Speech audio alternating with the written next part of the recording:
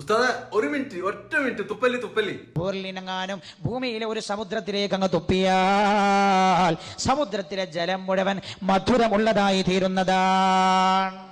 ഭൂമിയിലെ സമുദ്രത്തിലേക്ക് ഒരു ഹൂർലീന് തുപ്പിയാൽ പിന്നെ ആ വെള്ളമൊക്കെ മധുരിക്കുന്ന. അപ്പൊ എന്തായിരിക്കും ആ വായുടെ ഒക്കെ ഒരു വാസന? ഉസ്താദെ ഒരു മിനിറ്റ്, എന്താണെന്നറിയോ? തുപ്പാൻ പറ്റേ കുറച്ച് വെള്ളം എടുത്തോട്ടെ. ചീരാകഞ്ഞി ഉണ്ടാക്കുന്നുണ്ട്. സ്വർഗത്തിലൊരു കഞ്ഞി ഉണ്ടെങ്കിൽ ഉസ്താദെ ഈ ചീരാകഞ്ഞി ആയിരിക്കും. ഒരുപാട് തുപ്പല്ലേ എന്ന് പറയും. ഒരു മിനിറ്റ്, ഒരു സെക്കൻഡ് കാണിച്ചാലാ. ഇന്ന് നോമ്പ് 17 ഞങ്ങളുടെ റൂമിൽ ഉണ്ടാക്കുന്നത് ചീരാകഞ്ഞി കേട്ടോ.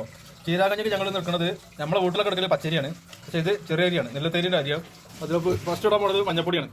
മഞ്ഞപ്പൊടി ലേശം ഇട്ടിട്ട് കഞ്ഞി നല്ല തിളപ്പിക്കണം. ഓക്കെ, അരി മഞ്ഞപ്പൊടി ഇട്ട് നല്ല തിളപ്പിച്ച് പച്ചരിയാണെങ്കിൽ ഒന്നുകൂടി പൊളിക്കോട്ടോ. ഞങ്ങൾ ചെറിയ അരി ഇട്ടിരുന്നത്.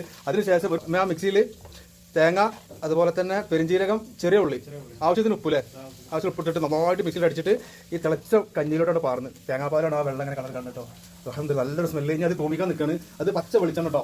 പച്ച വെളിച്ചെണ്ണയിൽ ചെറിയ ഉള്ളി ചെറുതാക്കി നോക്കിയിട്ട് ഇതിലോട്ട് മിക്സ് ചെയ്യും. മാഷാഅല്ലാഹ്. അപ്പോൾ ഇതാണ് ഞങ്ങൾ മലപ്പുറം ജില്ലയിൽ ഞങ്ങൾ നോമ്പ് തുറന്നിട്ട് പള്ളിയിൽ പോയി ശേഷം തറാവീഹിന് ശേഷം മുത്താഴെന്ന് പറയും. മുത്താഴത്തിന് ഉസ്താദിന്റെ കൂടെ ഇരുന്ന് കുടിക്കണ കഞ്ഞിയുണ്ടല്ലോ. മാഷാഅല്ലാഹ്.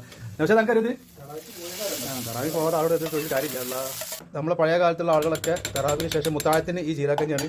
ഇതിന്റെ മണം മൂക്കിട്ട് അടിക്കുന്ന സുഹൃത്തുക്കളെ ഒക്കെ ചീരാക്കഞ്ഞ് കുടിക്കുന്ന സുഹൃത്തുക്കളെ നോക്കും. ഇത് ഉറങ്ങിയിട്ടാണ് ഇവൻ. ഇത് റെഡിയല്ലോ. ഇയാൾ പുറമെ പറഞ്ഞിട്ട് തറാവിന് പോകാത്ത ആളുകളെ കണ്ടോളൂ.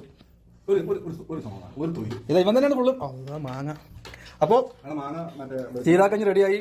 ഒരു പാത്രം, അതായത് ഒരു പറ ചീരാക്കഞ്ഞ് ചെയ്തിട്ട് അതെല്ലാവരും കുടിച്ചു. ഇവിടെ ഉണ്ടാക്കിയിട്ടുള്ളത് ഇയാള് പിന്നെ ഒന്നും ഉണ്ടാക്കില്ല, മാങ്ങ ഇരുന്ന് കഴിക്കും. പിന്നെ നൗഷാദ് അച്ചാറാണ് ചീരാക്കഞ്ഞിക്ക്. സുഹൃത്തെ, ഇതിന്റെ ആ ഒരു പഴമ നിങ്ങൾ കൊള്ളാക്കരുത്.